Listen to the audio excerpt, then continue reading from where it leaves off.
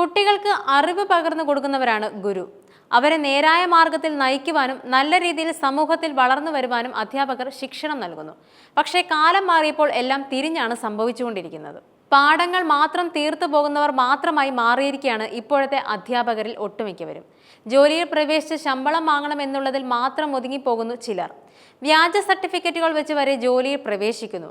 ഇപ്പോൾ അങ്ങനെ ഒരു സംഭവമാണ് ഉത്തർപ്രദേശിൽ നടന്നിരിക്കുന്നത്. വ്യാജരേഖകൾ വെച്ച് ജോലിയിൽ പ്രവേശിച്ച അധ്യാപികയ്ക്ക് കടുത്ത ശിക്ഷ നൽകിയിരിക്കുകയാണ് കോടതി. വ്യാജരേഖകൾ ചമച്ച് സർക്കാർ സ്കൂളിലെ അധ്യാപികയായി 36-കാരിക്ക് 7 വർഷത്തെ തടവ് ശിക്ഷ വിധിച്ചു കോടതി.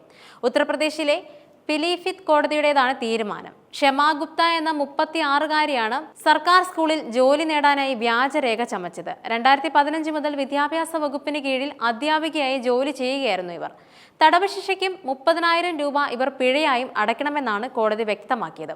മാർച്ച് 29-ന് 36-കാരിയുടെ ജാമ്യമില്ലാ വാറന്റ് റദ്ദാക്കണമെന്ന് ആവശ്യപ്പെട്ടുള്ള യുവതിയുടെ ഹർജി കോടതി തള്ളിയിരുന്നു. ഇവർ കേസിൽ കോടതിയിൽ ഹാജരാകാതെ വന്നതോടെയാണ് ഇവർക്കെതിരെ വാറന്റ് പുറത്തിറക്കിയത്. ഹർജി തള്ളിയതിന് പിന്നാലെ കോടതിയിൽ ഹാജരായ ഇവരെ കസ്റ്റഡിയിൽ എടുക്കുകയായിരുന്നു. വഞ്ചന, വ്യാജരേഖ ചമയ്ക്കൽ എന്നീ കുറ്റകൃത്യങ്ങൾക്കുള്ള വിവിധ കേസുകളാണ് യുവതിക്കെതിരെ നിലവിൽ ചുമത്തിയിരിക്കുന്നത്. കേസിൽ 8 പേരെയാണ് പ്രോസിക്യൂഷൻ സാക്ഷി വിചാരണ നടത്തിയത്.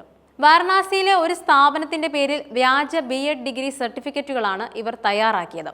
വെരിഫിക്കേഷൻ സമയത്തെ ചില പൊരുത്തക്കേട് ശ്രദ്ധയിൽപ്പെട്ട സ്കൂളിലെ പ്രിൻസിപ്പലാണ് യുവതിക്കെതിരെ പരാതി നൽകിയിരിക്കുന്നത്. സംഭവത്തിൽ കൂടുതൽ അന്വേഷണം നടക്കുന്നതായും പോലീസ് വ്യക്തമാക്കി.